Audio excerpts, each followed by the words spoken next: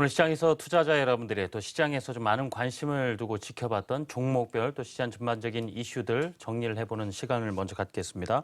한국투자증권 IMU 스탁팀의 김권진 팀장 나와 계십니다. 어서 오십시오. 네, 안녕하십니까? 네, 팀장님 이제 10월이 됐는데 네네. 글쎄 아직까지는 뭐 9월과 확연히 다른 10월을 느낄 수는 없습니다만 이 시장의 이슈들 통해서 어떤 변화를 맞이할지 한번 말씀을 나눠봤으면 합니다. 먼저 화면으로 그 내용부터 확인해 보시죠. 네, 9월 마지막 거래일이었죠. 이 한미약품 쇼크 오늘까지도 좀 영향을 주고 있는 상황이고요. 그 사이에 어떤 변화가 있었을지 말씀 나눠봅니다. 종목별로는 NC소프트가 거의 4년 내 최고가를 좀 경신하고 있습니다. 30만 원 탈환 임박한 시점에서 점검을 해드리죠. 10월이 됐으니까요. 아무래도 10월 증시 분위기가 어떨지에 대해서 많이들 궁금해하십니다. 변동성 우려가 짙어진 10월 증시에 대한 말씀 나눠드리겠습니다. 가장 먼저 한미약품. 그래서 이 주말 거치면서도 계속해서 뭐 늑장 공시에 관한 이야기, 뭐 신뢰성에 대한 이야기, 뭐 여러 가지 뉴스들이 나왔습니다. 오늘도 좀 비교적 큰 낙폭을 해서 좀 출발을 했는데요. 일단은 양봉을 보이고는 있습니다만은 여타 제약바이오주까지 좀 봐서 이 지금 움직임이 어느 정도 10월 들어서 영향을 미치고 있는지 점검을 먼저 부탁드리겠습니다. 네, 그런 것 같습니다. 우선은 신뢰성이 많이 깨졌다라는 거 여러분들 너무나 많이 이번에 들었던 것 같습니다. 뭐 9시 뉴스에도 이런 많이 나왔던 이런 내용이 있기 때문이다라는 거 얘기를 해드립니다. 뭐 폐암 신약이 사실은 기술 수출이 지금 뭐 깨져버렸다라는 거 여러분들 다 너무나 많이 들었던 거고요. 사실은 이거 깨진 거는 사실은 또 너무나 많이 자주 있는 일입니다. 제약업계에서는. 그런데 이게 뭐가 문제였냐면 야 이거 사실은 장 전에 할 수도 있었던 거 아니냐라는 이런 거에 대한 논란이 많이 일었다라는 거 얘기를 해드리겠고요.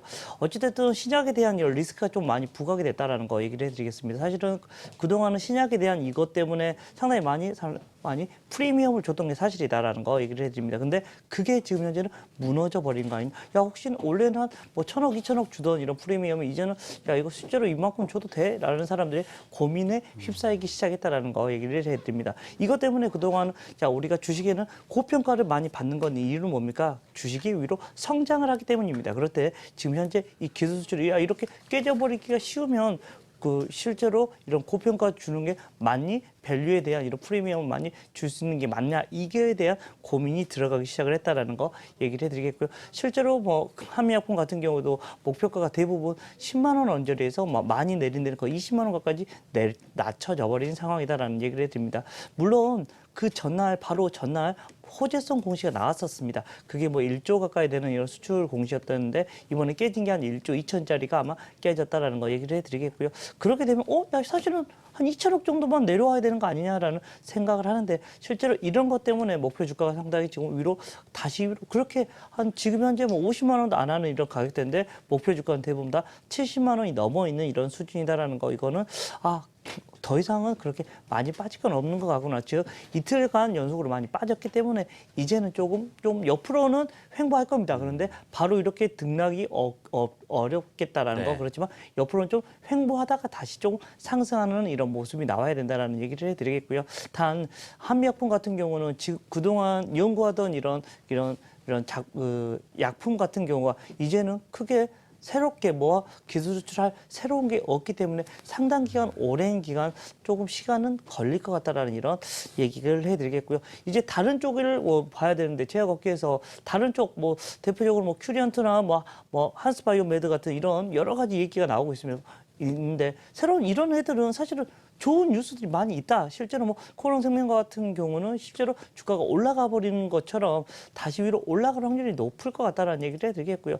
또 너무 과하게 포장되어 있다면 이 포장지를 하나 정도 이제 우리가 좀 까고 이런 새로운 이런 것을 적응해가는 이런 시기라고 생각해 주시면 될 것 같고요. 너무 과하지도 않고 너무 또 좀 안 좋게도 이렇게 생각할 필요도 없고요. 적정하게 생각해 준다면 주가는 어느 정도 좀 제자리 찾기를 가지 않나라는 생각을 해드릴 수 있을 것 같습니다. 이틀간에 과도하게 맞았습니다. 이제는 좀 그래도 우상향하는 모습이 다시금 조금씩 나타날 수도 있지 않을까라는 이야기를 해드리도록 하겠습니다. 그래서 오늘은 제약바이오 지난주만 하더라도 일제히 조정을 받는 모습 보였는데 오늘 종목별로 차별화돼서 움직입니다. 그런데 일단 한미 약품에 대해서는 좀 더 이 신뢰성 회복이라든가 투자 투자자들의 그렇습니다. 마음을 네. 잡는 시간이 좀 걸릴 것 같다는 네, 그렇습니다. 말씀이세요.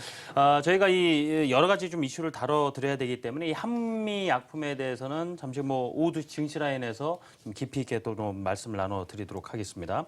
자, 이번에는 종목 반대로요. 좀 긍정적 시각이 이어지고 있는 종목이 있습니다. NC소프트인데 말이죠. 와, 30만 원 눈앞에 두고 있습니다. 주가 상승 배경도 한번 짚어드리고요.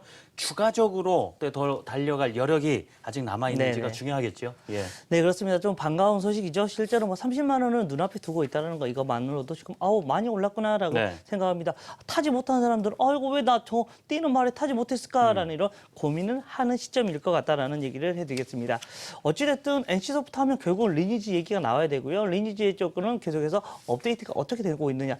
업데이트를 하면 여러분들 뭐가 좋냐면 그동안 쉬고 있던 안 하고 있던 유저들이 다시 돌아오기 시작한답니다. 왜냐하면 야 우리 업데이트해서 너 유저들 안 하고 있던 유저들 너 이거 얼마 줄게라고 이거 뭐 줄게라고 하면 사람들 그래 한번 해볼까라고 하면서 매출이 다시 올라오는 효과가 지금까지 계속해서 이어졌었다라는 얘기를 해드리겠고 이런 모습이 지금도 이어진다라는 얘기를 해드립니다. 그리고 NC가 그동안 많이 못 갔던 이유가 있었습니다. 네. 한참 대장주였습니다. 온라인 쪽에 아주 잘 나가고 있다라는 이런 게임주였는데 뭐에 많이 뺏겼었죠? 즉 모바일에 뺏겼었습니다. 근데 이제는 모바일 쪽에서도 열심히 컨택이 되고 있다라는 거 얘기를 해드립니다. 실제로 모바일 쪽에서도 이런 여러 가지 리니지 게임, 리니지 온라인 게임 같은 경우가 이제는 모바일 게임에서도 된다라는 얘기를 해드리겠고 이렇게 되면 오케이 된다. 그럼 플러스가 되고요. 또 당연스럽게 온라인 게임도 얘들이 2017년에 또 새로운 작품을 내어놓는다는 거, 출시한다는 거 이것만으로도 어떻게 보면 하나의 더 모멘텀이 만들어질 수 있을 것이다라는 얘기를 해드리겠습니다. 여러 가지 모멘텀은 계속해서 있다. 그리고 계속해서 업데이트를 해준다. 그래서 주가는 위로 더 올라갈 수 있다. 즉 올라가는 말을 그냥 생각하지 마요. 그냥 올라타는 것도 나쁘지 않을 것 같다. 단 위로 올라가는 것들은 꼭 하나는 생각하셔야 됩니다. 손절 라인은 꼭 생각하시면서 접근하시면 네. 좋을 것 같다라는 얘기를 드리겠습니다. 이 NC소프트는 특이하게도 이 기관보다는 외국인의 관심 네, 속에서 사실 그렇습니다. 주가 상승을 했어요. 그렇다면 투자자 입장에서도 글쎄 그 중간중간 살짝 이 외국인 중에서도 당연히 차익 실현하려는 욕구가 있는 분들이 있으실 거고요.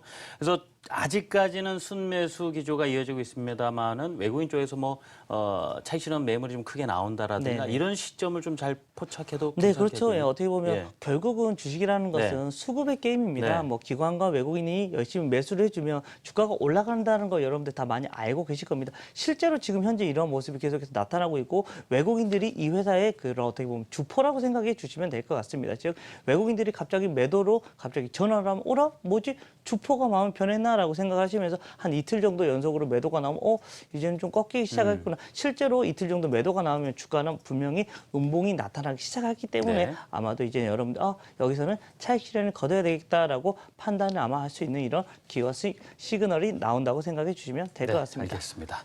자, 이 마지막으로 다뤄볼 이슈가 바로 이제 10월에 이제 증시 움직임일 텐데 일단은 3분기 실적 시즌에 대해서는 이제 분위기가 또 이렇게 막 밝은 상황은 또 아니란 말이죠. 거기에 대외적인 좀 이벤트들도 줄줄이 있다 보니까 그만큼 종목 선별도 잘 하셔야 될 것이고 우리 증시의 10월의 변동성에 대해서 한 말씀해 주시죠. 예. 자, 변동성이 계속해서 있다. 우리나라 증시가 어떻게 보면 조금 대외 변수에 너무 약한 증시긴 합니다. 어떻게 보면 체력이 많이 우리가 좀 힘이 없다라는 거. 어떻게 보면 우리나라 시장을 이끌어가는 주체는 어디냐면 기관도 아니고 개인도 아닌 누굽니까? 바로 외국인입니다. 외국인들이 방향을 어떤 식으로 틀었을에 따라서 주가가 위로 갈 것인지 아래로 갈 것인지에 대한 이런 흐름이 나온다라는 거 얘기를 해드리겠고요. 가장 크게 여러분들이 쉽게 보시려면 바로 환율을 보시면 되겠습니다. 환율의 모양이 어떤 식으로 밑으로 계속해서 워낙 강세가 나오는지 워낙 약세가 나타나느냐에 따라서 주가가 많이 흔들릴 거다라는 얘기를 해드리겠습니다. 즉 워낙 계속해서 강세 쪽으로 가면 주가는 좀 더 위로 올라갈 것이야라고 판단해 주시면 되고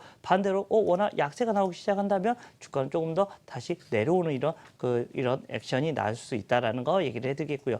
최근에 또 이런 얘기도 많이 나오는 것 같습니다. 그동안 이벤트는 뭐였습니까? 계속해서 우리가 돈 풀어줄게요라고 여러분들 걱정 마세요라고 했습니다. 근데 여러분들도 많이 아실 겁니다. 이거 이제 좀 지겨워졌어라고 얘기를 하기 시작합니다. 이 말은 무슨 말입니까? 그동안 너무 많이 당연히 왔다.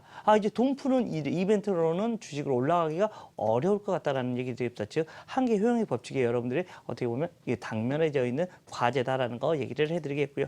이런 모습에서 아마 새로운 정책이 아마 나와야 되지 않을까라는 얘기를 해드리겠습니다. 그래서 새로운 정책이 어떤 게 나올까에 대한 고민을 많이 정책 당국자들이 많이 할 것 같다라는 얘기를 해드리겠고요. 이러한 모습에서 우리나라의 지표들을 쳐다봐야 될 것 같습니다. 우리나라 지표가 어떻게 되고 있는지, 외국인들이 얼마나 들어오고 있고 외국인 나가고 있고에 대한 이런 얘기를 많이 할 수가 있을 것 같고요. 어찌됐든 지금 이번 주 금요일부터 삼성전자 실적이 발표가 되면서 실적 시즌이 오픈이 됩니다.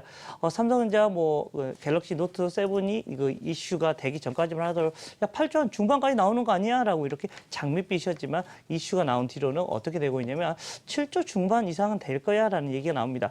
지금 가장 중요한 게 결국은 그렇습니다. 7조 중반 이상만 나와준다면 다른 여타의 종목들도 서프라이즈하게 됐다. 오케이, 다른 주식들도 따라갈 수 있는 모습이 분명히 나올 수 있을 것 같습니다. 그래서 가장 좀 기대를 하고 있는 부분이 어디냐면 바로 반도체 부분이 워낙 좋기 때문에 반도체를 삼성전자에서 50% 이상을 차지하고 있는 구조이기 때문이다라는 거 얘기를 해드리겠고요. 해외 쪽 이벤트 알다시피 이번 주 9일 그리고 그다음 19일 2차, 3차 이런 TV 토론 같은 것도 있다라는 거 여러분들 꼭 기억해 주시면 좋을 것 같고요. 유럽 쪽에서도 22회의가 20일 날 그리고 재무장관 회의 같은 경우도 20일 날 다 있다 보니까 여러 가지 이슈가 다 계속해서 복합적으로 있고 여러분들 지금 현재 계속해서 유럽 쪽 노이즈 나오고 있습니다. 바로 도이치방크 쪽에서 이슈가 어떻게 해결해 나가느냐. 혹시나 리먼 같이 최악의 사태가 오는 거 아니냐? 아니다. 그냥 쉽게 좀 어떻게 보면 잘 넘어갈 수 있을 거다라는 이런 얘기도 많이 나오는 것 같고 아직은 여러분들이 조금 변동성이 좀 주의 깊게 쳐다보셔야 될 일. 결국은 여러분들이 쳐다보셔야 될 주식은 뭐다? 주식으로는 최종적으로는 결국은 실적 호전주로 여러분들이 쳐다보셔야 될 것 같다라고 얘기를 드리겠습니다. 네, 알겠습니다. 김건진 팀장과는 잠시